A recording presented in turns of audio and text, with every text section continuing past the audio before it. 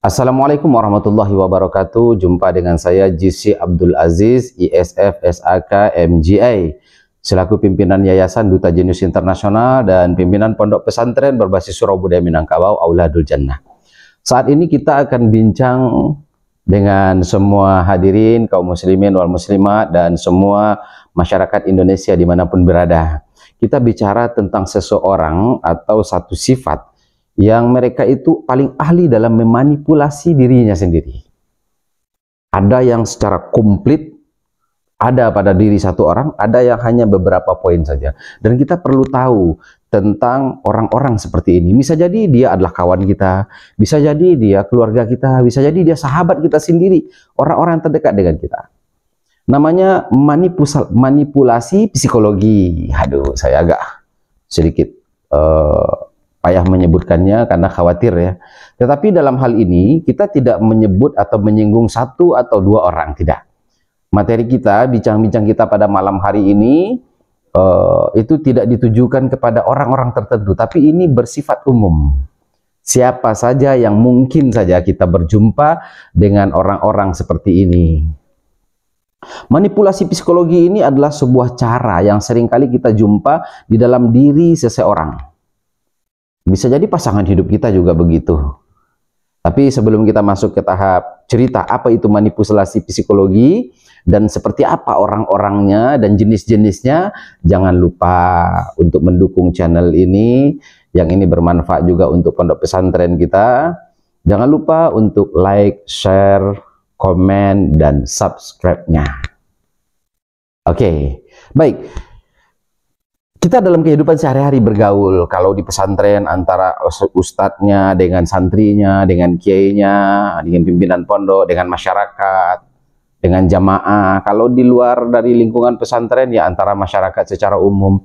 Dalam lingkungan kerja, atasan dengan bawahan, karyawan dengan karyawan, pegawai dengan pegawai, dan sejenis seperti itulah kira-kira. Sepanjang kita bicara sekarang ini, jangan lupa kalau ada yang komentar pertanyaan-pertanyaan, silakan masuk langsung ke handphone saya di nomor WA 0856 68318766. Jadi yang pertama, kita mesti hati-hati dengan orang-orang yang tipe-tipenya punya kemampuan memanipulasi keadaan. Orang-orang yang seperti ini, jika kita jumpa, kita mesti paham, oh ini orangnya sama seperti yang Ustadz Abdul Aziz sebutkan. Yang pertama, ada orang yang disebut sebagai flying victim.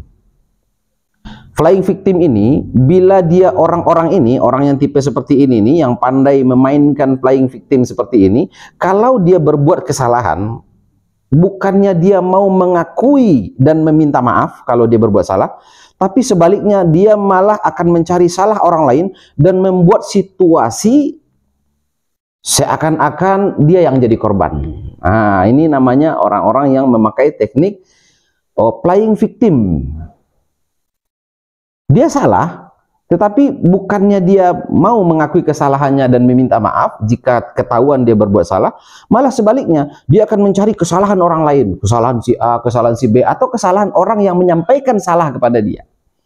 Lalu kemudian dia akan manipulasi orang lain seakan-akan membuat sebuah situasi kalau dialah yang korbannya.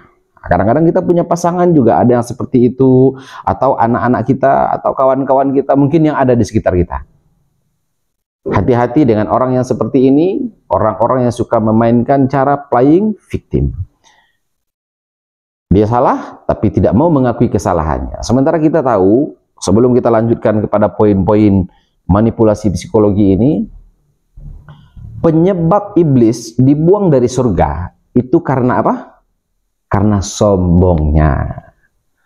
Bukan karena ibadahnya, bukan karena ilmunya, tapi karena sombongnya. Pertanyaannya, apa itu sombong? Kata Nabi SAW, Al-kibrul batrul haq wa ghamtun nas. Hadis riwayat Imam Bukhari Muslim. Kesombongan itu adalah menolak kebenaran. Dia salah, disampaikan kesalahannya, dia tolak. Tapi malah sebaliknya, dia akan menghinakan orang lain. Jadi konsep sombong itu ada dua. Satu, menolak kebenaran. Dua, menghina orang lain. Jadi orang yang playing victim ini, kalau secara agama memang tipe orang-orang yang sombong. Walaupun dia tidak mengaku, oh saya ini, nggak begitu. Tetapi sifatnya itu adalah sifat orang sombong. Dia salah, tidak mau mengakui kesalahannya, tidak mau meminta maaf, tapi malah sebaliknya. Dia buat keadaan situasi seakan-akan dia yang menjadi korban dan dia salahkan orang lain. Dia akan tunjuk orang lain tuh gara-gara si A. Saya buat begini gara-gara si B. Saya begini itu kan karena si A, karena si B, karena si C. Dia cari salah orang lain, lalu kemudian dia akan membuat dirinya seakan-akan seperti korbannya. Yang kedua, namanya guilt tripping. Dalam psikologi disebut guilt tripping. Guilt tripping ini adalah orang-orang yang kalau dia berbuat salah, malah fokus suka mengungkit pengorbanan yang sudah dia lakukan, agar orang lain jadi makin merasa bersalah. Nah, kalau kita lihat nih dalam kehidupan remaja-remaja kita, Gen Z sekarang, nah, itu banyak yang seperti ini. Guilt tripping ini, dia berbuat salah, di saat sampaikan kesalahannya, ketahuan dia berbuat salah, tapi dia malah fokus kepada pengorbanan yang pernah dia buat dulu. Dia ungkit-ungkit kebaikannya, dia ungkit-ungkit pengorbanan yang sudah dia lakukan, supaya orang lain, orang yang menuduhnya, jadi dia yang merasa bersalah. Ini namanya guilt tripping. Dan yang ketiga itu adalah disebut dengan love bombing. Love bombing ini adalah orang-orang yang suka berkata dan berperilaku manis kepada orang lain yang baru dia kenal. Kalau dia kenal dengan orang baru itu kayaknya baik, manis, ramah, sopan, soleh, soleha banget. Ini love bombing namanya. Suka berkata, berperilaku manis kepada orang lain yang baru dia kenal, supaya dia mudah mendapat simpati. Lalu kemudian dia akan menguasai, kemudian mengatur. Dia mendapat simpati, kemudian dia akan berusaha untuk menguasai orang itu, lalu kemudian malah dia yang ngatur-ngatur orang lain dengan memanfaatkan simpati orang lain. Dalam hal ini sama seperti kasus, mohon maaf, kita tidak ada maksud ghibah atau segala macam, tetapi karena memang ini sudah viral juga ya. Hadirin mungkin juga sudah tahu dengan kasus ini, kasus Agus Buntung ya.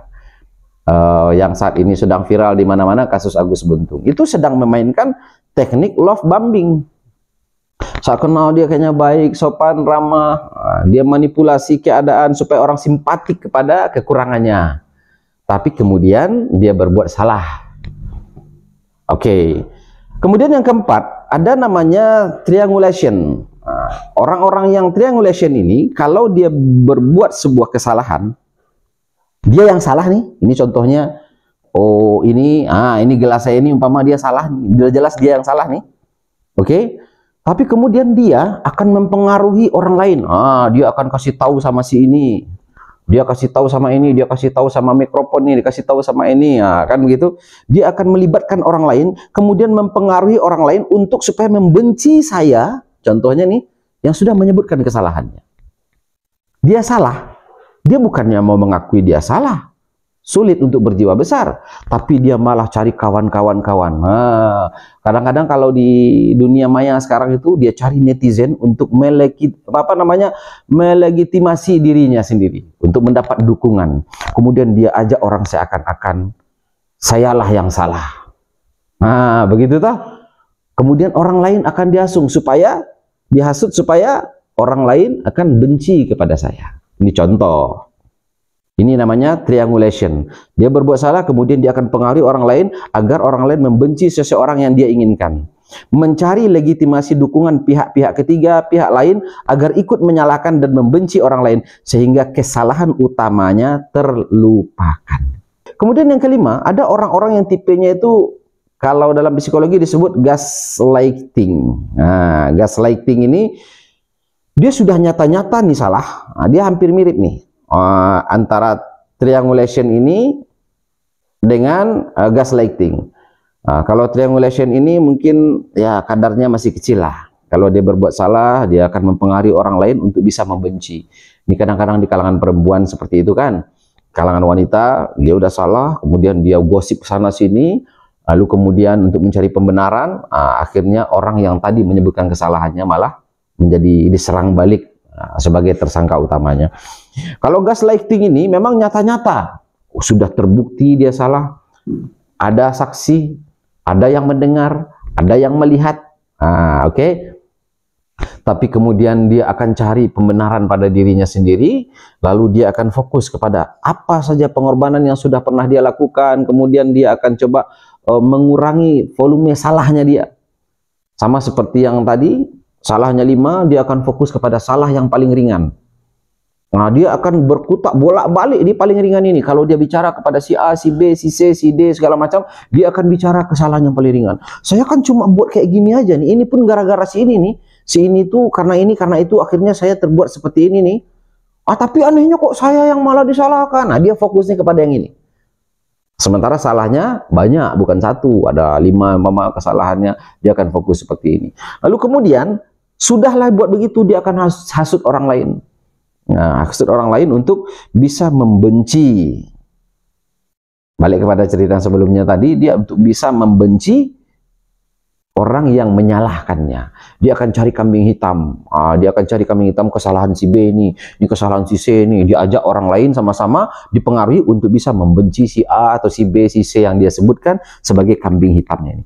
Orang-orang seperti ini disebut dalam psikologi manipulasi psikologi, gaslighting. Dia banyak nih orang-orang seperti ini nih. Kadang-kadang di dekat-dekat kita nih ada. Kita belajar ini gunanya supaya kita tahu, oh itu tipenya. Dengan kita tahu tipenya, kita bisa ngatur diri apa saja. Jadi kalau bicara sama orang-orang yang seperti itu, kita udah tahu gayanya apa, jurusnya apa. Oke, kemudian ada yang disebut dengan mirroring. Mirroring ini ya sama kayak kaca ya. Suka memanipulasi bahasa tubuh, ucapan, perilaku kepada orang lain agar orang lain merasa nyaman dengan dirinya. Kemudian dengan dalih kita satu frekuensi. Nah, ini orang-orang seperti ini ada sisi baiknya sebenarnya, tetapi karena dia labil dan belum punya jati diri dan pendirian sendiri. Jadi kalau istilah kata kita ini kayak orang baling-baling di atas bukit. Nah, di mana orang ramai, dia akan bersikap seperti dia akan sangat mendukung itu. Nah, begitu tipe orangnya. Ini namanya orang-orang baling-baling di atas bukit ini menyelamatkan diri sendiri yang tidak punya prinsip, tidak punya idealis, tidak punya jati diri. Seperti ini namanya mirroring.